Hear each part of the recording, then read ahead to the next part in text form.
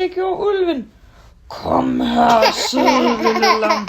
Jeg vil gerne sy en god frakke til vinter.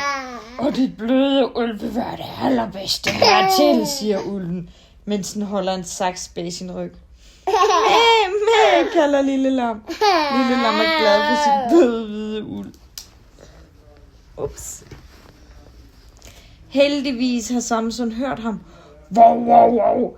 Han gør og knurrer så højt, at du bliver bange og løber ind i skoven. Og du skal ikke komme igen, råber Samson efter ham. Nu tager vi tilbage til fåreflokken. Det er sent, at din mor er meget bekymret for dig.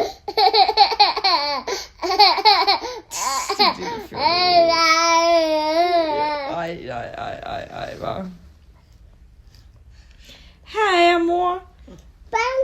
Lille lams mor er meget glad.